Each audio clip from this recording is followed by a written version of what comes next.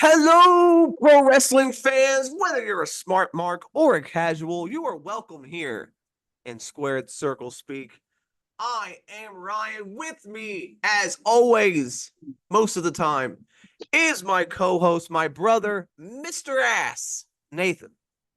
I missed one freaking episode, Mr. Ass. You're Mr. Ass. You missed two, but okay. Anyway, today we are going to be talking NXT No Mercy. A pay-per-view which I think exceeded expectations by a long shot. So let's get into this show live from Denver, Colorado at the Ball Arena, No Mercy 2024. We kick things off with the NXT Tag Team Championship match. Nathan Frazier and Axiom, they need a team name like They really do. Frazium Oh my God, hell no. Never mind. They don't need me.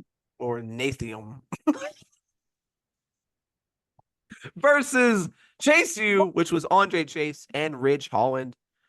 This match was fantastic, dude. Nathan Yeah, Frazier is so good at he's so everything fast. he does. So fast. He is fluid in every motion that he does in the ring. Right.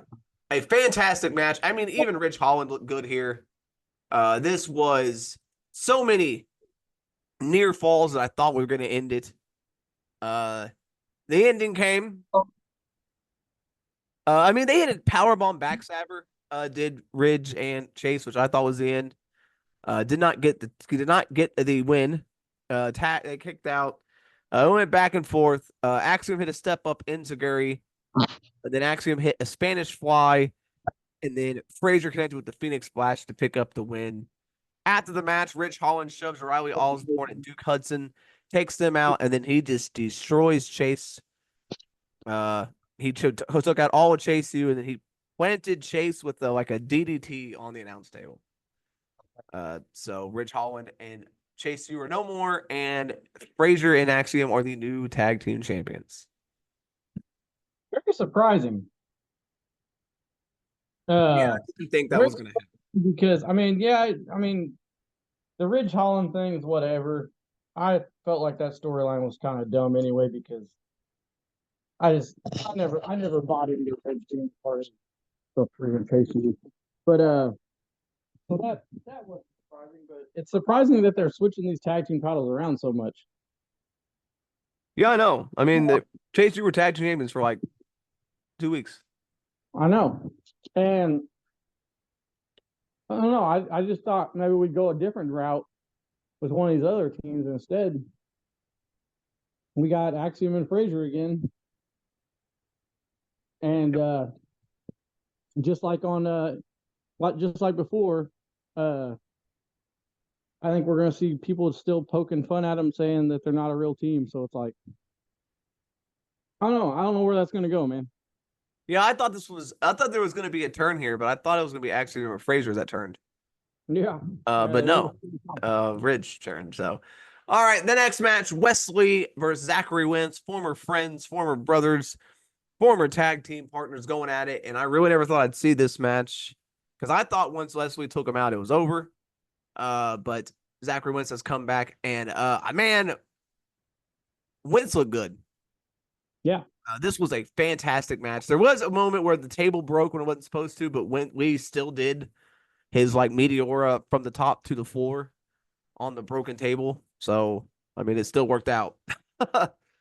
This was crazy. These two went all out, and Wentz hit a Canadian destroyer off the apron onto the floor. After Trey Miguel snatched a chair away from Lee. And then Wentz put him back into the ring, hit the UFO cutter to pick up the win. Zachary Wentz, the TNA X Division champions, wins a match on NXT No Mercy. Yeah. I mean, we don't know the circumstances of how his name got cleared or anything like that of the personal issues that led to his firing uh, years back. But if they were legitimate and he and he was resolved of everything, what a way to come back and clear your name and Yeah, what a redemption story. yeah, get a second chance at this company, and it was pretty cool. This was a fantastic match. Both of them went out and did stuff that, and Zach Wentz won the X Division title on Friday. So like he had two matches this weekend, won both of them. After this, later on in the show, Wentz and Miguel said they're going after the NXT Tag Team titles. So I guess they are going to stick around for a while. Yeah, this agreement with TNA apparently is going to last a lot longer than what people thought. Yeah, I mean, yeah. So, Kalani Jordan took on Wendy Chu for the NXT Women's North American Championship. This match was better than I thought it was going to be. It still was not great, but it was better than I thought. It was awful. Okay, well, completely different thoughts there. I did not like this match at all. Wendy Chu and Kalani Jordan is okay, but she's not. She does too many flippy flips. Yeah. Like she does them just to do them, and there's no reason for it. Like some of it, it's just silly stuff. So I didn't like that. Wendy Chu's gimmick. I hate it, and so I was not into this match at all. Luckily, Kalani Jordan won, so we don't have to deal with Wendy Chu as a champion. So yeah, she won with the split-legged moonsault. After the match, Tatum Paxley showed up and made Chu pass out to the Dragon Sleeper. So the psycho and the weirdo, going at it, I guess. The next match, Oba Femi versus your favorite wrestler, Tony D'Angelo, for the NXT North American Championship. Now, you got to give D'Angelo props here, Nathan. He did pretty decent in this match. And Oba Femi did Oba Femi things, which was great. Pretty decent match here. I thought, D'Angelo was not. I didn't know how he would fare in this match against someone like Oba Femi. I didn't know how Oba Femi would, like both these two. I didn't know if they would clash styles, but it worked. I thought Oba Femi looked good here. And D'Angelo in a loss still looked pretty good. But Oba Femi did win with 2 power bombs to get the win. So, but Femi is, I don't know who stops Femi. I'm not sure who beats him because he's been on a hell of a roll as champion. I don't know if maybe it'll be a new signing, maybe that ends up beating him, like some special signing that they bring in or something, or maybe he just somehow gets an upset loss to an up and comer from the Performance Center. Yeah, you never know. I'm sure someone's going to beat him. He's been champion since like January, so I think it's almost time for him to lose and maybe go after the world title. Maybe Halloween, baby. Yeah, maybe Halloween Havoc. The next match, Roxanne Perez versus Jaida Parker for the NXT Women's Championship. What did you think? How did you think Parker fared in this match, Nathan? I think she did pretty good. I don't like her moves. I don't like some of her moveset. I get like her moves a butt.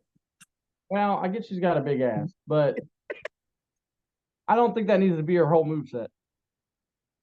Yeah. It's like 2 or 3 moves with her ass. Yeah.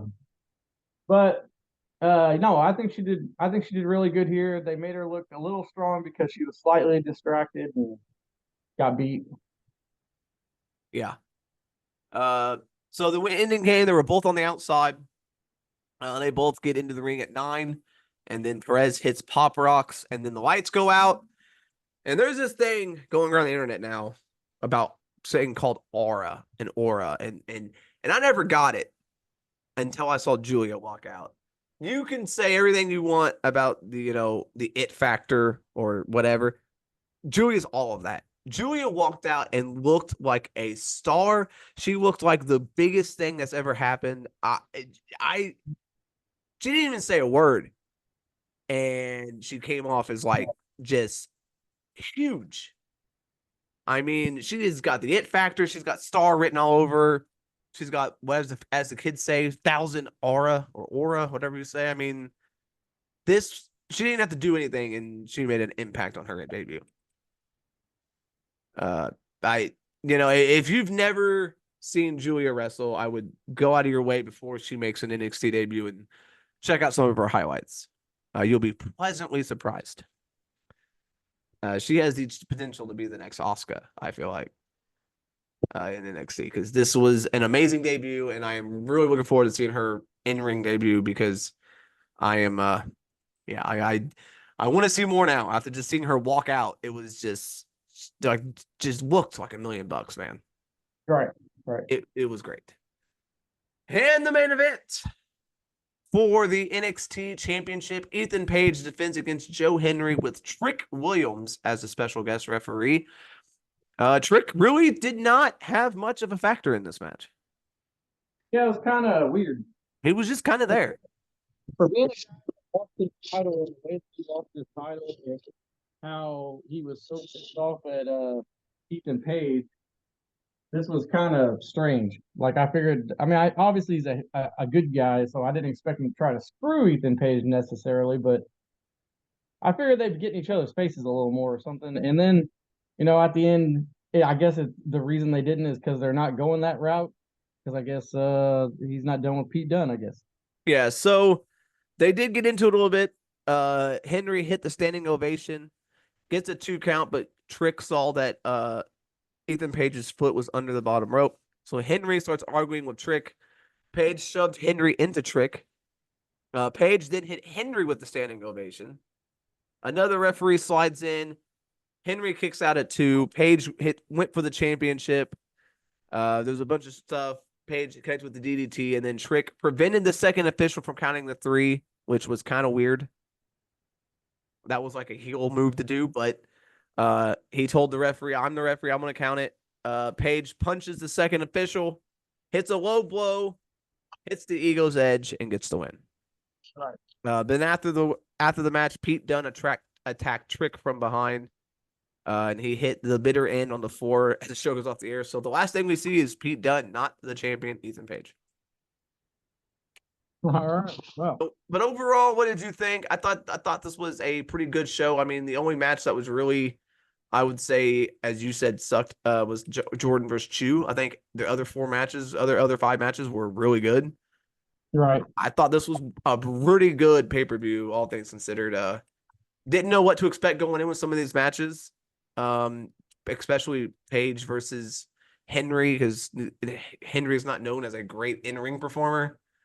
Yeah. But I thought he did really good here. I thought every match was great. I other than the Women's North American match, but even then, it still told a story and continued, and then had a story element to it. So, but I Yeah, thought this, maybe Joe Henry beats Obafemi.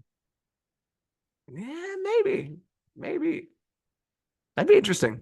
I mean, he'll be maybe someone from TNA will do it. Maybe they'll have like Josh Alexander come over or something. Yeah. Beat Obafemi. Because apparently this is still going to go on. I mean, we see it's you had NXT guys win on this show, so obviously, who knows how long this deal is going to go? But I guess it's working out for both parties, so they're just going to keep doing it. So, Yep.